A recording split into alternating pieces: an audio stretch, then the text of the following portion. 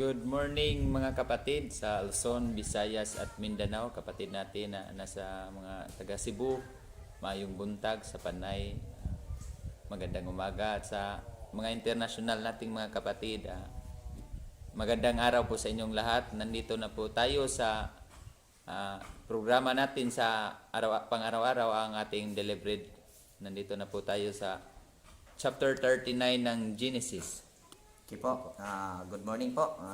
Chapter 39 ng Genesis. Ito po, continue sa buhay ni Jose. Verse 1, at ibinaba si Jose sa Ehipto at binili siya ni Potiphar, puno ni Paraon na kapitan ng bantay, na lalaking taga-Ehipto, sa kamay ng mga Ismailita na nagdala sa kanya roon. Verse 2, at ang Aba Yahawa ay sumama kay Jose at naging lalaking pamalad, at siya ay nasa bahay ng kaniyang Panginoong taga-Ehipto, which is si Potiphar po ang tinutukoy nito. Okay, yada. Ang panahong ito ay si Jose nang mapunta na sa Ehipto, yung ipinagbili siya, bininta siya ng mga kapatid niya. Ang nakabili sa kanya ay itong si Potiphar, yung isa sa mga katiwala ni Paraon. Sa buhay ni Jose doon, kahit siya ay alipin, kahit siya ay isang trabahador lamang ni Potiphar, yung blessing ng alahayam ay palaging kasama niya kahit saan siya nagpunta, kahit ano ang kanyang mga ginagawa, pinagpala ng alahayam. Kaya yung kanyang mga gawain nakita ng kanyang amo, kaya naging isang daan ito upang siya ay gawin na katiwala din ni Potiphar, at naging siya dito naging, kung sa atin pa, manager din siya. Mayordomo. Okay, continue. Verse 3 na ako. Verse 3, at nakita ng kaniyang Panginoon na ang Panginoon ay suma sa kanya. Nakita ng kanyang Panginoon na ang alahayam ay suma sa kanya, at lahat ng kanyang ginagawa ay pinagpala ng Aba sa kanyang kamay. Okay. Nakita ng kanyang Panginoon ang Panginoon, tinutukoy yan si Potiphar. ang tinutukoy na Panginoon dito ay si Potiphar, yung kanyang master, na pinapatnubayan siya ng Aba Yahawa. Ganun nga nang sinabi ko, at anumang kanyang gawin ay nagtatagumpay. Kaya naging siya ni Paraon. Nakita ito ni Potiphar na kakaiba si Jose sa kanyang mga alipin na nabili niya na isang Hebreo. Okay, verse 4, at nakasumpong si Jose ng biyaya sa kanyang paningin, at pinaglingkuran niya siya, at sa kanya ipinamamahala niya ang bahay, at ang lahat niyang tinatangkili ay isinasa kaniyang kamay. Yada. Grabe talaga ang pagpapala ni Jose. Grabe ang blessing ni Jose. Imagine, dumating siya sa Ehipto, ibininta siya isang alipin, ngunit yung pagdating pala niya doon, nakahanda na pala ang mga blessing ng alahayam niya doon, kahit sa kanyang tingin ay nasa lang siya, pinakamababa na alipin, dahil siya ay bininta doon na parang isang napaka-ordinaryong tao lamang. Ngunit pagdating doon sa Ehipto, nakahanda na pala lahat ng patutunguhan niya na ginawa ng Aba sa atin, na kahit sa kanyang pagkababa, ang blessing ng alahayam ay sinasamahan talaga ang kanyang mga ginagawa.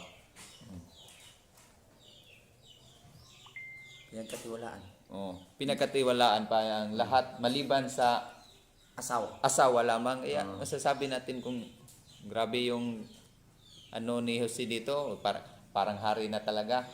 Kumbaga sikan to Potiphar siya. Ganyan, asawa lang pinagbabawal. Kumbaga, kung si Potiphar ay ang pinaka-head ng lahat ng tauhan ni Paraon doon, si Kanon, pangalawa nun, pumapangalawa is si Jose. Ayun po ang nagiging sitwasyon niya. Pero kung titingnan natin, di pa rin doon matutupad yung panaginip niya. Kahit sa ganung magandang sitwasyon, hindi pa rin yun. So tuloy tayo mga kapatid. Verse 5, at nangyari na mula sa panahon na siya ay pamahalain sa kaniyang bahay at sa lahat ng kaniyang tinatangkilik ay pinagpala ng Panginoon ng Abayahawa ang bahay ng taga-Ehiptong yaon dahil kay Jose. At ang pagpapala ng Abayahawa ay sumalahat ng kaniyang tinatangkilik sa bahay at sa parang. So grabe. Grabe. Ibig palang sabihin, pag yung may tao palang pinagpala ng alahayam, yung lugar o yung bahay na kanyang pupuntahan ay madadamay din dahil sa taong iyon. Siguro ito si Jose, sa tingin ni Potiphar, swerte sa kanyang buhay. Swerte. Napapansin man niya na pinagpala siya. Biruin mo, yung bahay, pinagpala, yung parang umahan. Yung kanyang pananim, siguro yung mga hiyupa niya, pinagpala nung pinamunuan ni Jose. Talagang napatunayan ni Paraon, Potiphar, na itong taong ito ay sabihin natin kung sa ating version ngayon, sa ating termino, hulog ng langit para sa kanya. Kasi swerte. May mga ganong paniniwala. So verse 6, at kanyang ipinamahala ang lahat ng kanyang tinatangkilik sa kamay ni Jose, at hindi siya nakikialam ng anumang kanya, liban sa tinapay na kanyang kinakain, at si Jose ay may magandang pagmumukha at kahalina. Okay. Verse 7, at nangyaring pagkatapos ng mga bagay na ito, na tinitigan si Jose ng asawa ng kanyang Panginoon at sinabi, sipingan mo ako. Delikado. Dumating ang pagkakataon na ito pa lang si Jose, siyempre magandang lalaki, gwapo, matalino, marunong sa lahat ng mga bagay dahil nga pinagpala ng alahayam. Nagkagusto itong asawa ni Potiphar. Gusto na makipagtalik sa kanya. Siguro mga babaeng kasi nakita siguro niya na ang dinidescribe dito sa pagmumukha ni Jose, kahali-halina. So sabihin natin macho guapito ito. Guwapo talaga na tao si Jose. Na kasi yun ang i-describe dito. Kasi ang matitingnan natin dito, maganda si Raquel. May description si Raquel na maganda talagang babae si Raquel, at si Jose ay anak ni Raquel. Kaya lumalabas tuloy, wapo talaga itong si Jose. Kaya tuloy na naaakit itong asawa ni Potiphar. At sinisidos ba? Ano ba ang sinisidos? Hinikayat niya na sipingan mo. Ay, naakit na si Jose. Okay, verse 8. Datapwat siya'y tumanggi at sinabi niya sa asawa sa kaniyang Panginoon, narito ang aking Panginoon ay hindi nakikialam sa akin tungkol sa nasa bahay, at lahat ng kanyang tinatangkilik ay ipinamahala sa aking kamay. Walang sinumang dakila sa bahay na ito. Walang ipinagkait sa akin ang anumang bagay, kung di ikaw lamang, sapagkat ikaw ay kaniyang asawa. Paano ngang ikaw ay magagawa itong malaking kasamaan at kasalanan laban sa alahayam? Iyada. Papansinin natin mga kapatid, kung itong si Jose, opportunista pa ito, ay lapa na. Delikado na ito si Potiphar, asawa ni Potiphar. Kung atin ding mapapansin, kung inunahan ni Jose yung kanyang panaginip na darating sa kanyang isipan ba na ganito ang kanyang interpretasyon, na siguro ito na ang katuparan sa aking nakitang panaginip na magiging hari o magiging sikat ako pag naasawa ko itong asawa ng aking hari. Tapos patayin ko tapos patayin ko si Potiphar para ako na ang magiging hari. Kung katuparan sa panaginip. Para matupad ang aking panaginip. Pero hindi yon dumating sa kanyang isipan dahil alam niya na hindi niya kayang gawin. Dahil taliwas po yun. Hindi niya kayang gawin ang kataksilan sa pagkakasala sa harap ng alahayam dahil si Jose ay may takot sa alahayam.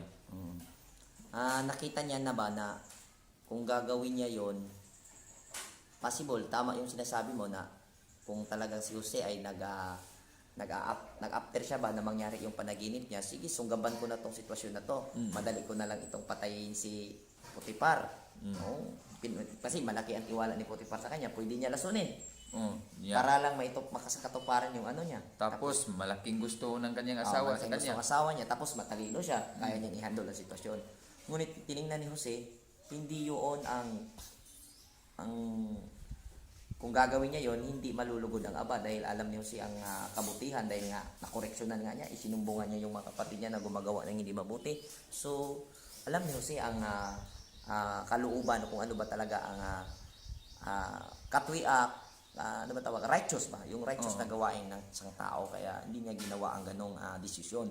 So, sinabihan niya si itong asawa ni Potiphar na pinagkatiwala sa akin ng amo ko ang lahat ng bagay dito sa bahay. Hindi nga siya nangingialam kung ano ang magiging desisyon ko. Maliban sa iyo dahil ikaw ay pagmamayari niya dahil asawa ka niya. Napakalaking kasalanan, sabi niya. Bakit ko magagawang gawin ang napakalaking kasamaan at kasalanan sa harap ng aba? Hindi niya sinasabi, hindi ko gagawin ang napakalaking kasamaan at kamalian sa harap ng amo ko. Ngunit sinabi niya directly na hindi pala siya takot kay Potiphar. Hindi pala siya doon na pinakamaster niya si Potiphar, kundi si Aba. Dahil kung siguro si Potiphar pa yung master niya na tao, sinabi niya si Potiphar. So, nung lumabas dito tuloy, kinikilala niyang master si Potiphar as tao, pero ang pinaka-master of master niya ay ang alahayam. Kaya yun ang sinasabi niya. So, kung titingnan mo, yung kinikilala ni Jose na patnubay, hindi sa kay Potiphar, kundi sa ama. So, sa atin, kung ihambing natin sa ating sitwasyon ngayon, hindi tao ang ating kinikilalang patnubay, kundi sa ama. So, ano ang patnubay na ama? Yung kalooban niya, yung Torah. So, hindi na si Dos, hindi nagkakamali si Jose dahil pumili sa tamang patnubay kung saan patnubay ng alahayam. Verse 10. At nangyaring nakikiusap man siya kay Jose, araw-araw ay hindi nakikinig sa kanya na siya'y sipingan o pakisamahan. Grabe. Grabing panindigan. At nangyari ng panahong ito na siya ay pumasok sa bahay upang gawin niya ang kaniyang gawain at walang sinumana sa mga tao sa bahay doon sa loob. At siya'y pinigilan niya sa kaniyang suot na sinabi, sipingan mo ako, at iwanan niya ang kaniyang suot sa kamay niya at tumakas at lumabas. Okay. Sa kapag ang alahayam ang ating nasa isip natin na siya ang ating kinatatakutan, nakasinter nating kaisipan na siya lamang ang alahayam na dapat nating katakutan, hindi tayo makagawa ng mga kasalanan kahit dahil alam naman natin na ang alahayam ay hindi natin maluluko kahit nasa tago o walang nakakitang ibang tao. Kaya iba talaga ang takot mo sa tao lang o takot mo sa alahayam. Dahil kapag ikaw ay natakot sa tao lang o yung sa isang hari lang ang takot mo, pwede ka namang gumawa ng kasalanan kapag hindi ka nakita. Okay. Ngunit kapag sa alahayam, walang doon Walang natatago sa alahayam. Walang natatago. Kaya pag nakapokus yung takot natin o Doon sa alahayam. katulad ni Jose, doon sa alahayam, imposible na makagawa ng kasalanan. Pero araw-araw nakikiusap si asawa ni Potiphar na sipingan siya. At talagang tinanggihan ni Jose. Araw-araw na pangsisidos ni asawa ni Potiphar. Kaya nga may mga pilosopo na nakausap ko patungkol dito. Sabi nila, ay nangyayari lang yan sa istorya. Ang totoong lalaki hindi yan magagawa. Pero baliktad po ang ganito. At ang totoong lalaki na mananampalataya sa Ama, ito dapat ang ugali. At naisulat ito dito pang ating tularan. Kung ikaw ay tunay na mananampalataya, ang pagsisidos, hindi po yan na nakaka-focus doon sa ganong sitwasyon lamang bilang hinihikayat ng isang babae na sipingan. Kahit anumang hamon sa buhay sa atin na tayo ay madudumihan, madudungisan ng ating spiritual o ating pananampalataya, huwag po nating patulan. Araw-araw humahamon ang mga critics o ano man dyan sa buhay mo. Tingnan mo ang buhay ni Jose. Araw-araw siya sinisidos ng kaaway. But still, sa Ama siya nakapokus. Kaya dito sa atin, still makapokus tayo sa Ama upang ang Ama ay manatiling sasamahan tayo. Kasi pag nangyari na makagawa tayo ng laban sa banal na espiritu, ang banal na espiritu ay mag-depart sa atin. Once mag-depart sa atin yan, mahirap na po. Yung ginagawa natin, akala natin Tama pa. nasa katwiran pa tayo, nasa tama pa tayo, ngunit ito ay taliwas na sa harap ng alahayam. Yun ang pag-depart ng Holy Spirit eh. Bihira na. Ang mangyayari, magiging self-righteous ka. Verse 14, na siya'y tumawag ng mga tao sa kanyang bahay at sinalita sa kanila na sinasabi, tignan ninyo na dinalahan niya tayo ng isang Hebreo upang tayo tuyain.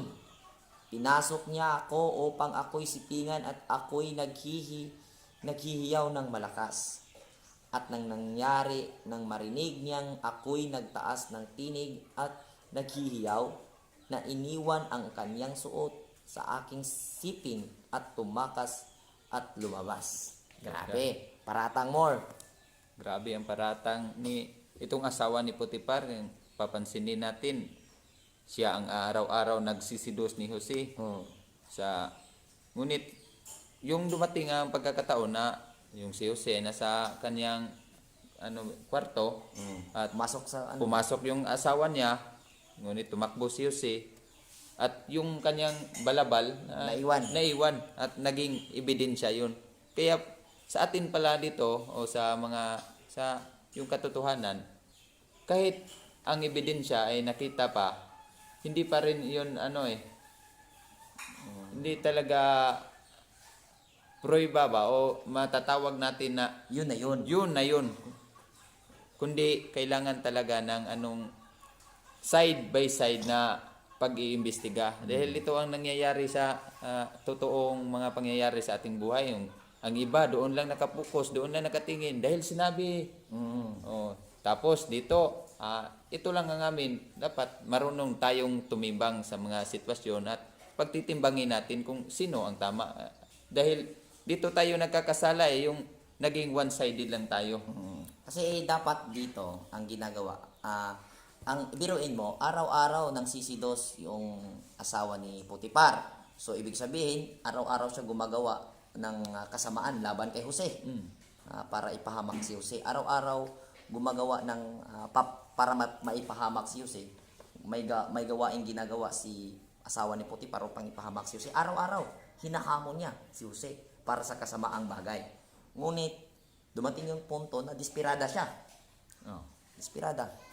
Hinaplot niya yung ni Jose dahil ayaw talaga ni Jose, tumakas si Jose. Ngayon, binaliktad niya yung sitwasyon. Siya yung may masamang balak, may masamang intensyon, pero ipinahid niya doon kay Jose. Siya na ang naging biktima. Siya na ang nagiging biktima.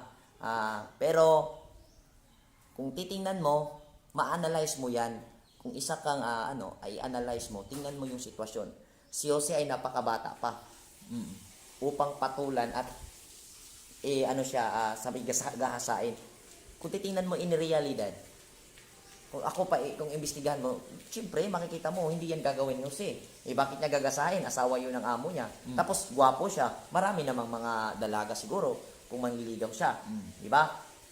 So, lumalabas tuloy na kung i-analyze mo, mahirap paniwalaan kahit nahawakan pa niya o nasa kamay pa niya yung balabal ni Jose na magsigaw-sigaw siya. Dahil kung titingnan mo yung katangian ni Jose, mahirap gawin ni Jose ang paratang niya. Ganon din po sa mga realidad na pangyayari ngayon. May mga lumalabas na mga storya, mahirap paniwalaan. At makikilala mo kasi ang isang kahoy sa pamamagitan ng bunga. Kung ano yung bunga, at yung ma-observe ninyo na ginagawa, doon nyo po kilalanin ang tao. Hindi po sa sinasabi. Dahil pag sinasabi lang, yung mga sabi-sabi, hindi po yan. Yung action, yun ang magsasalita kung ano siya. Yeah, totoo palang sinasabi na action speak Louder than louder words. than words. Okay. Verse, ano na ako? 16. 16, 17. 16. At kanyang iningatan ang suot niya sa kanyang siping hanggang sa umuwi ang kanyang Panginoon sa kanyang bahay. Okay? At sinalita niya sa kanya na ayon sa mga salitang ito na sinasabi, pinasok ako ng aliping Hebreo na iyong dinala sa atin upang tuyain ako. At nangyari sapagkat nagtaas ako ng aking tinig at ako'y naghihiyaw, ay kaniyang iniwan ang suot niya sa aking siping at tumakas sa labas. Okay. Naging baliktad talaga ang sitwasyon. Kaya nung pagdating ni Potiphar, sinumbong talaga ng asawa niya ang mga pangyayari. Ngunit baliktad ang mga Baliktad na yung information. Baliktad na yung information nga nahatid sa kanyang Asawa. Hindi din natin masisisi itong si Potiphar dahil asawa niya yun. Parang totoo din dahil posible naman na may paniniwala siya sa kanyang asawa. Ganito din sana sa ating mga realidad na posible naman na gagawa ng hindi katotohanan ng salita yung leader mo. Yung kinakilala mong leader, posible namang ibaliktad yung mga salita. Kaya naging one-sided. One-sided si Potiphar at ang nangyayari tuloy sa ginagawa ng kanyang asawa, kung i-analyze mo o kung ikaw ay timbangin mo talaga, may time pa si Jose na tumakas. Wala si Potiphar noon eh. Pwede siyang lumayo. Pero kung mapapansin mo, si Jose ay nandun lang, hinihintay. Hindi tumatakbo si Jose, hindi tagtatago. Dahil hindi niya kailangang magtago. At kung makikita mo, inano ni Potiphar, base sa ebidensya, inano niya si Jose. Kinulong dito sa kasunod na istorya. Verse 20 ano? 20. At dinala ng kanyang Panginoon si Jose at inilagay sa bilangguan sa dakong pinagkukulungan ng mga bilanggo ng hari at siya'y natira roon sa bilangguan. Pero kung titingnan mo dito, kung talagang paniwalang paniwala pa talaga si Potiphar sa sitwasyon, pwede niyang patayin si Jose. Pero kung titingnan mo, yun ang pinaka-the best na ginawa ni Potiphar para ongoing yung sabihin natin investigation, o alam niya kasi na si Jose ay pinapatnubayan ng ama. Kaya siyempre kung ikaw ginaganon ang asawa mo sa isang alipin mo yan, pag mamayari mo yan, pwede mo yung patayin. Strong evidence po ang nakuha sa kanyang asawa. So makikita natin na not 100% na naniniwala si Potiphar sa sinasabi ng kanyang asawa. So ang lumalabas tuloy dito, kung i-analyze natin yung pangyayari, ang ginawa ni Potiphar yung respect sa kanyang misis na sa sinasabi ng kanyang misis sa patungkol sa kay Jose. Kaya kinulong niya kasi pwede naman niyang patayin si Jose. Alipin niya ito. Alipin niya ito, tapos alam mo naman hindi mananampalataya. Binili niya. Binili niya, hindi mananampalataya. So hindi mananampalataya si Potiphar, pwede niyang patayin at anytime. So 21. Datapwat ang Panginoon ay sumama kay Jose. Datapwat ang Aba Yahweh, itong Panginoon na dito tinutukoy ay ang Aba na kung saan or Alhayam. Datapwat ang Aba Yahweh ay sumama kay Jose at iginawad sa kanya ang awa at pinagkalooban ng biyaya sa paningin ng katiwala sa bilangguan. So, ano naman? Kahit saan mapunta si Jose, leader pa rin. O biruin nyo, galing sa Israel, mga kamag-anak niya, dinala bilang alipin, napunta kay Potiphar, naging pinuno ng mga sikan to Potiphar. Nung napunta sa kulungan, nagiging mayor-mayor. Katiwala. Oo. Pinagkatiwalaan doon sa kulungan. So, ang aba ay sumasa kanya talaga. Mm. Very, bad situation na po yung kukulungin ka. Na po yung sitwasyon. So, tingnan mo, grabe na yung malas ba? Kung malas ko talaga, nandun na sana ako. Malas, pero hindi mo yan maririnig sa bibig ni Jose. Dahil, I'm sure, comfortably si Jose sa mga nangyayari. Dahil, alam niya, nasa tama siya at ang ama ay nasa sa kanya. Kaya, kahit anong hamon sa buhay, gumawa lang siya ng tama, ang ama ay nasa sa kanya. Biruin mo, kulungan, piitan yan eh. Pero ang nangyari, bata pa si Jose, nagiging ginawang pinuno doon sa kulungan sa Siguro katiwalaan. 20 plus na siguro dito. Ito na siguro mga around 25 or Ganyan. 20 plus, sabihin na natin. So, grabe yung pagpapala. Ganun po mag-twist ng sitwasyon ng ama pag siya ay nasa sa atin. Kahit yung bad situation, gawin niyang magandang sitwasyon. Dahil tayo po, kung ang Torah ay nasa sa atin, kung ang kalooban ng aba ay ating sinusunod, madali lang sa kanya i-twist yung mga hindi mabubuting sitwasyon.